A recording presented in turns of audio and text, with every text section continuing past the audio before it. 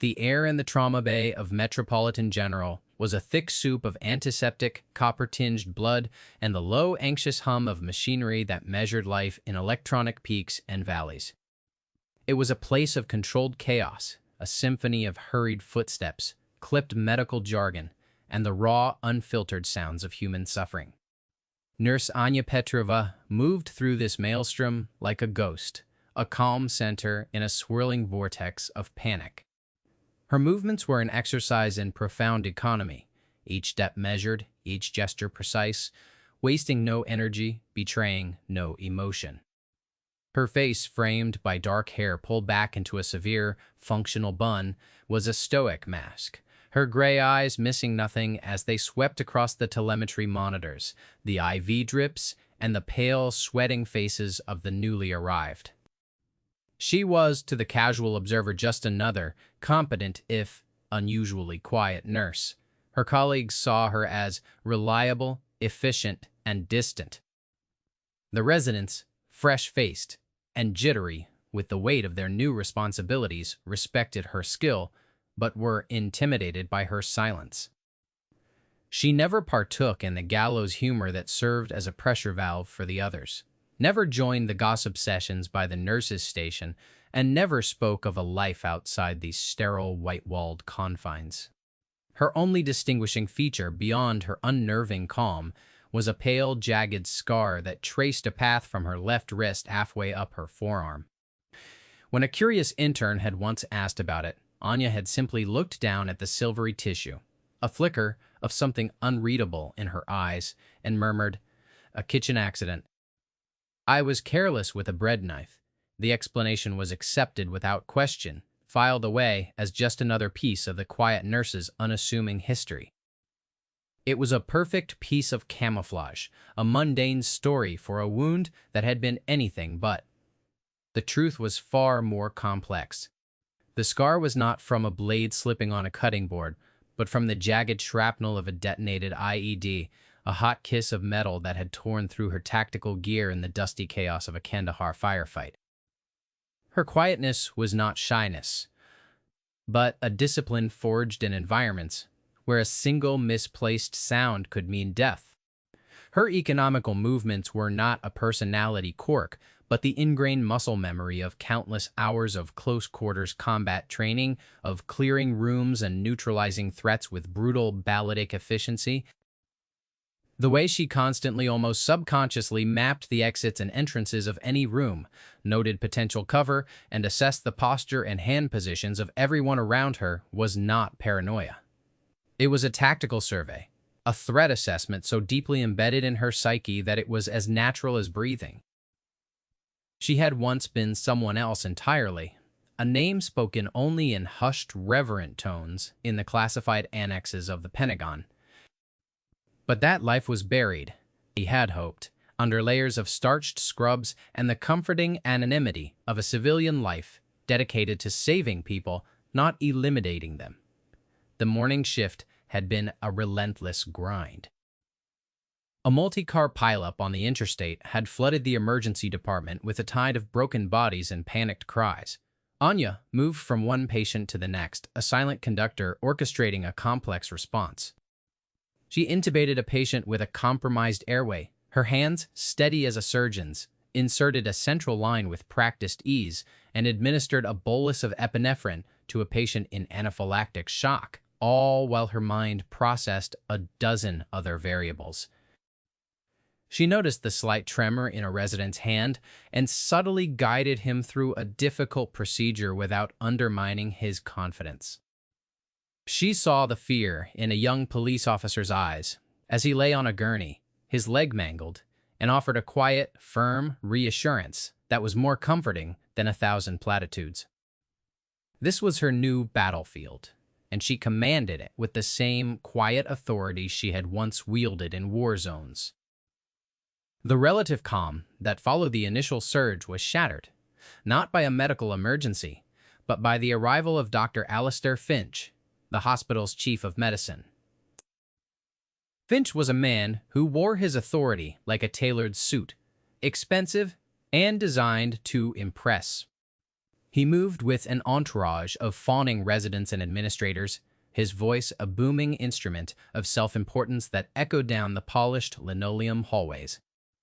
He was a creature of politics and fundraising, more comfortable in a boardroom than a trauma bay, and he viewed the messy reality of patient care as an unfortunate necessity that occasionally interrupted his more important work of cultivating the hospital's prestige.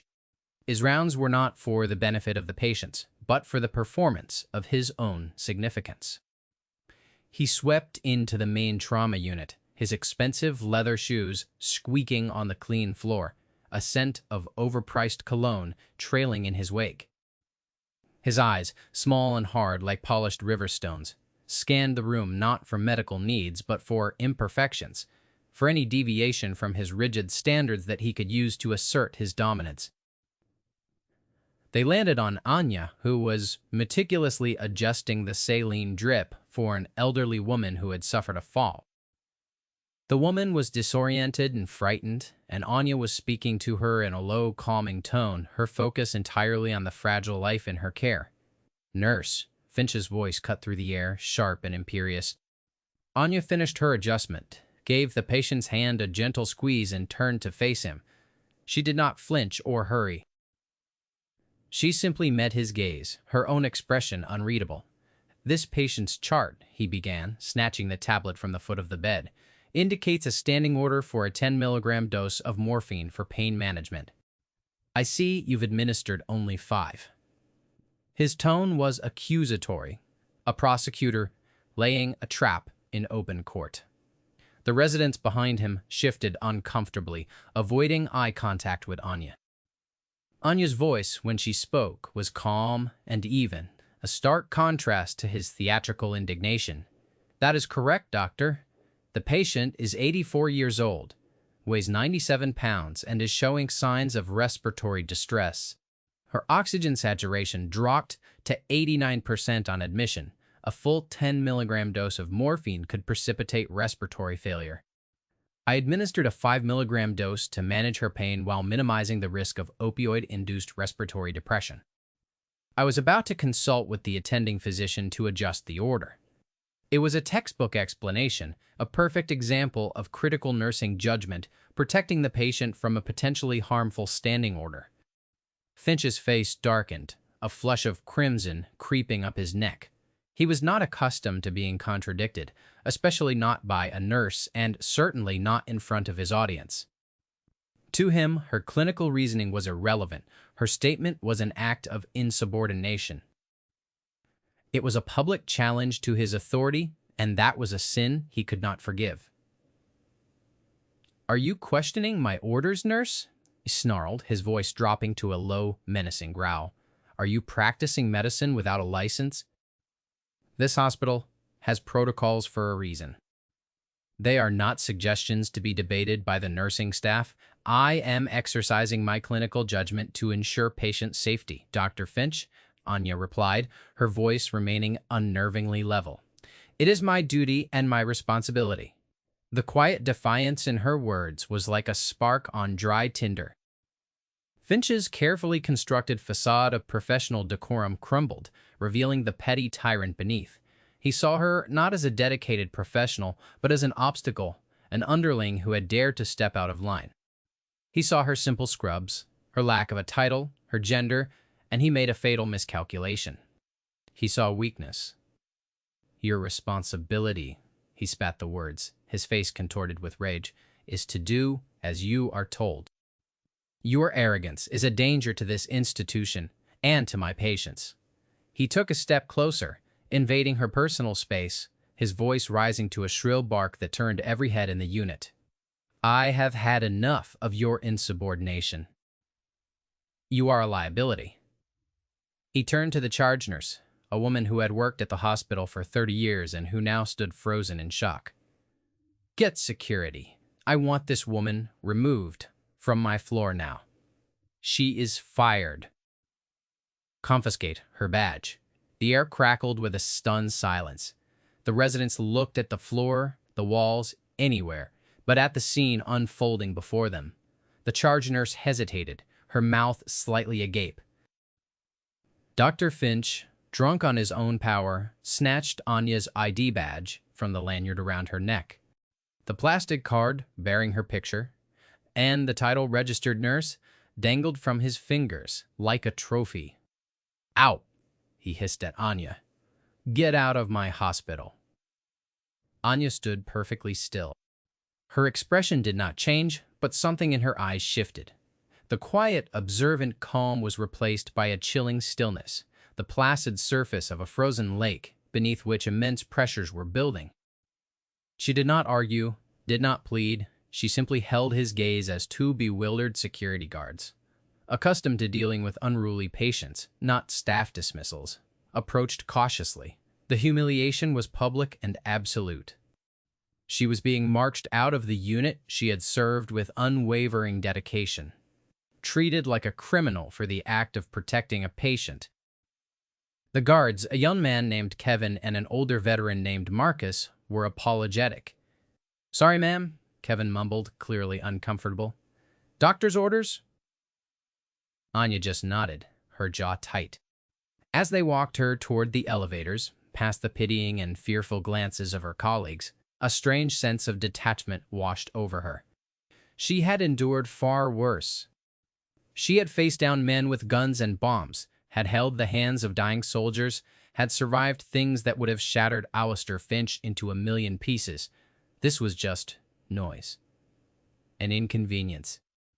As they reached the main lobby, the pristine, sunlit atrium of Metropolitan General, the world outside the automatic glass doors seemed to pulse with an unnatural energy. The usual flow of visitors and departing patients was gone, replaced by an eerie quiet. Then the quiet shattered. The glass doors exploded inward, a concussive blast of sound and shimmering shards that ripped through the lobby. A series of sharp cracking reports followed. Not a car backfiring, but the distinct, terrifying sound of suppressed submachine gun fire. Screams erupted. People dove for cover behind planters and reception desks. Through the shattered doorway stormed four figures clad in black tactical gear, their faces obscured by balaclavas, their movements fluid and ruthlessly efficient. They were not common criminals. They were professionals.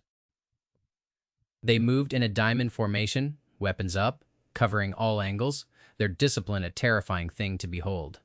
Anya's mind processed the scene in fractions of a second.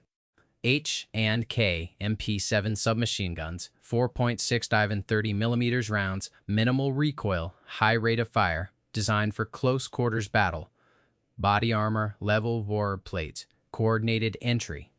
This was not a robbery. It was an assault. The two hospital security guards reacted on instinct. Kevin, the younger one, drew his sidearm, a standard issue.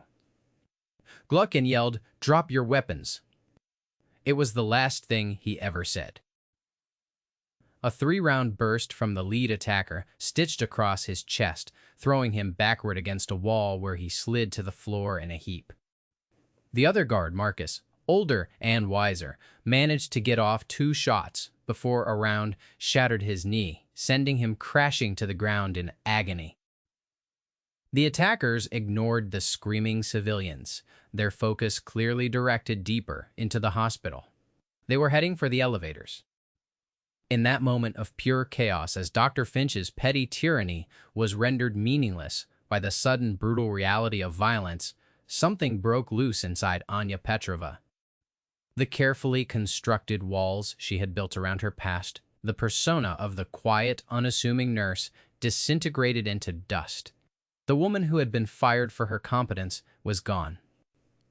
In her place stood someone else entirely.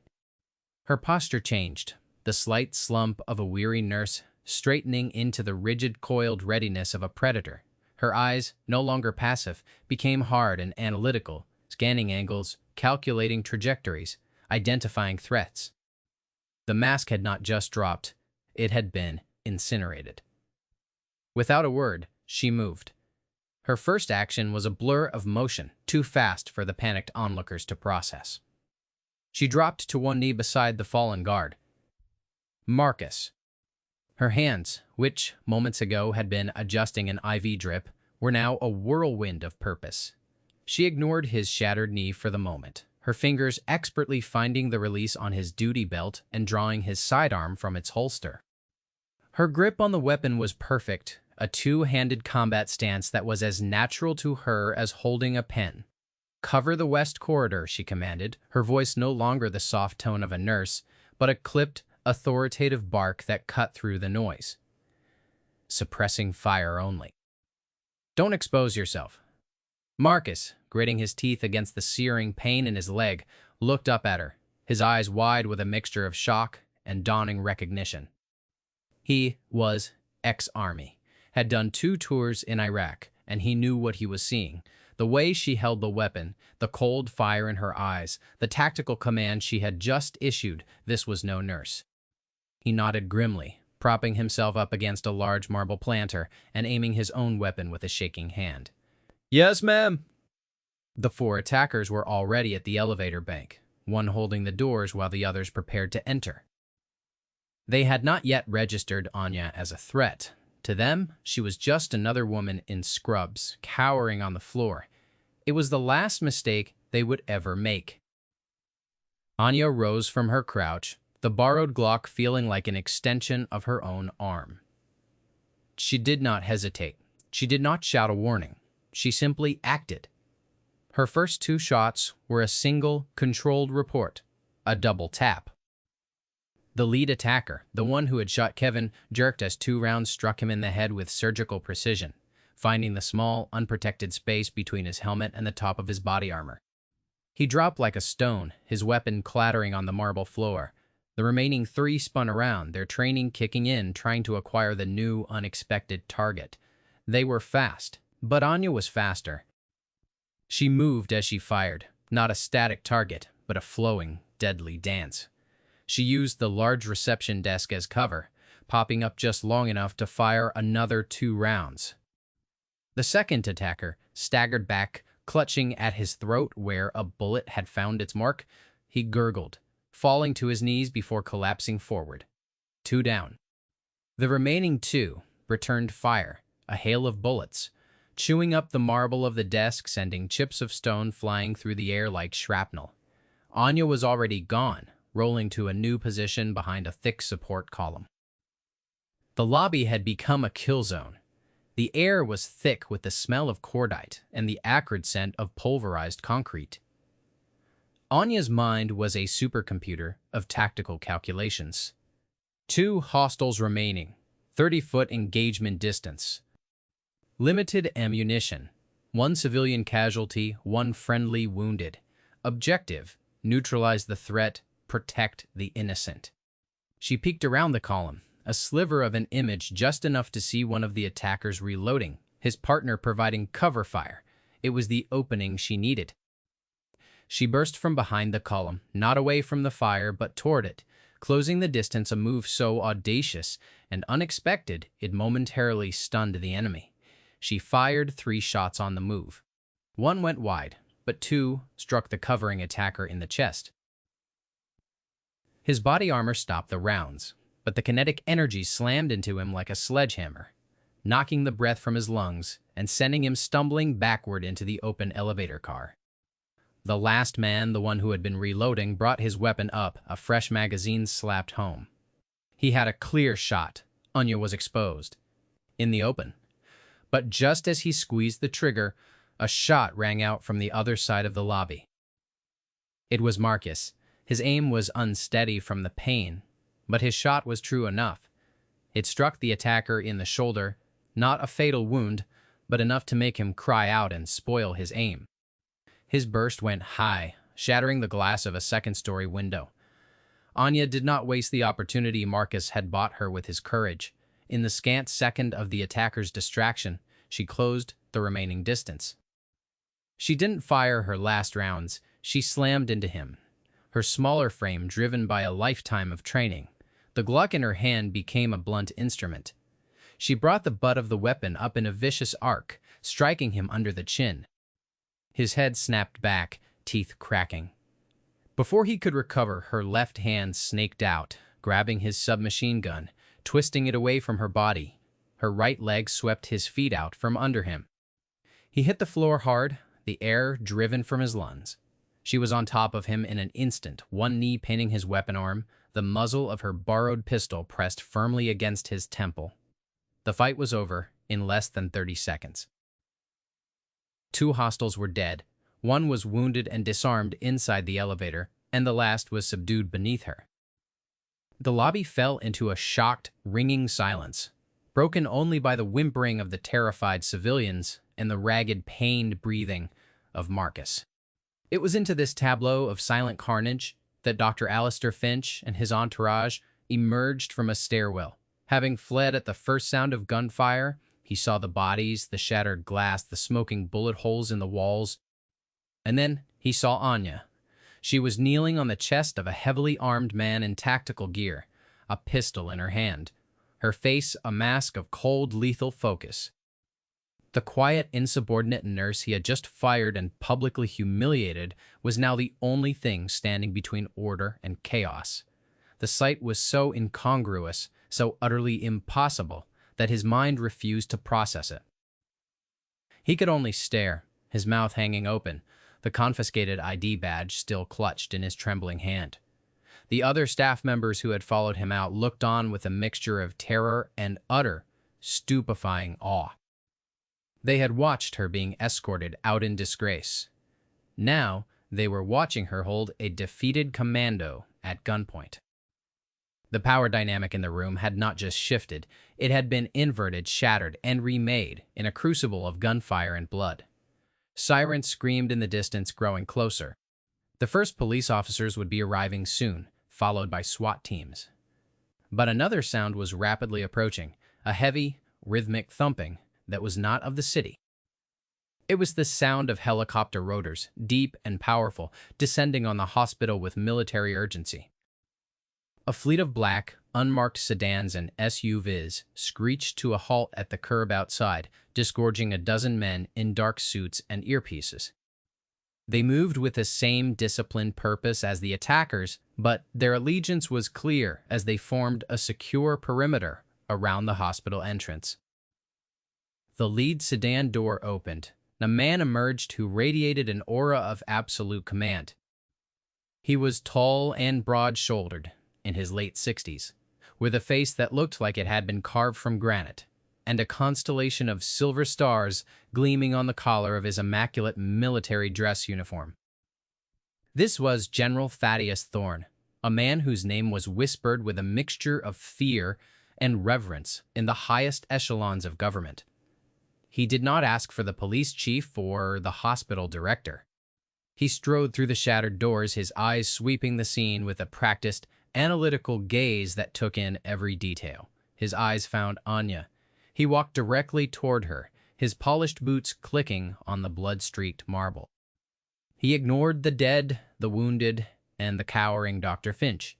He stopped a few feet from where Anya still held the attacker pinned to the floor. His voice, when he spoke, was a low, resonant boom that commanded the attention of every person in the lobby. It was not a question, but a statement of profound relief and respect. "Nightingale," he said, using a name no one there had ever heard. "We've been looking for you." Anya looked up, and for the first time since the violence had begun, the icy control in her eyes softened, replaced by a deep, bone-deep weariness. She gave a short, almost imperceptible nod. "General Thorne," she acknowledged, her voice now quiet again, but carrying a weight it had not possessed before. The general motioned to two of his men, who moved forward, expertly zip-tied the subdued attacker, and hauled him to his feet. General Thorne's gaze then fell upon Dr. Finch, who was still standing dumbly. Anya's ID badge, a pathetic piece of plastic, in his sweaty palm. Thorne's expression hardened, his eyes turning to chips of ice. "You," the general said, his voice dripping with contempt, "you are the chief of medicine here." Finch could only manage a weak, trembling nod. "I am Dr. Alistair Finch." "Dr. Finch?" Thorne repeated the name as if it were a foul taste in his mouth. He took a step toward him, and the powerful, arrogant doctor visibly shrank back. "An hour ago, I received a priority alert that this hospital was under attack. an attack aimed at securing a high-value patient currently under your care. My primary concern, however, was not for that patient. It was for the registered nurse you had just summarily fired and ordered thrown out of this building. A wave of confused murmurs rippled through the onlookers. Finch's face went pale, a sickly, chalky white. I don't understand, he stammered. She was insubordinate. The general let out a short, harsh bark of a laugh that held no humor. Insubordinate. He gestured with a sweeping arm at the carnage in the lobby. That insubordination you witnessed is what we, in my world, call situational awareness and tactical superiority. The woman you dismissed as a mere nurse is Major Anya Petrova, United States Special Operations Command, the single most decorated covert operative of the last decade. The scar on her arm that she probably told you was a kitchen accident?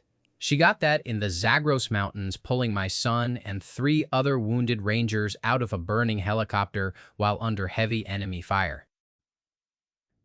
She held off an entire enemy platoon, alone, for 17 hours until reinforcements could arrive.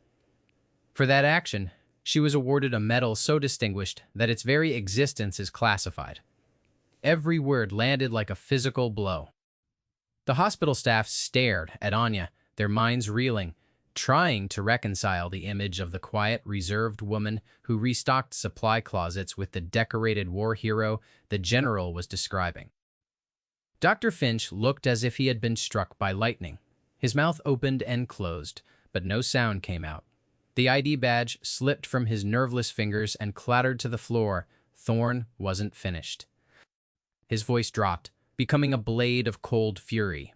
Major Petrova retired from active service, seeking a quiet life, a chance to heal people instead of hurting them.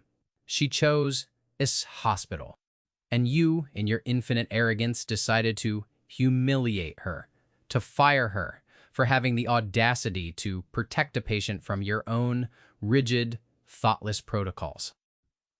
You nearly threw our nation's most valuable asset out into the street, moments before a hostile force arrived to storm this building. Your petty ego, doctor, almost cost lives and compromised national security. He leaned in closer, his voice a low, menacing whisper. When I get done with you, you will be lucky to practice medicine in a back-alley clinic. I am personally seeing to it that your medical license is reviewed by a board that I will be having a very long conversation with. Your tenure as chief of medicine is over. The board of directors will have your resignation on their desks by noon, and federal agents will be auditing every single grant and financial document associated with your name. You endangered a national hero. There is no hole deep enough for you to hide in. The downfall of Alistair Finch was swift, total, and brutally public. The edifice of his power, built on intimidation and status, crumbled to dust in a matter of seconds. He stood there, exposed and pathetic, stripped of his authority and his dignity in front of the very people he had terrorized for years. A profound silence descended upon the lobby, a silence of pure, unadulterated shock. Then, slowly, it began. A single person, one of the young nurses Anya had often quietly mentored, began to clap. Her applause was hesitant at first, then grew stronger. Another joined in, then another.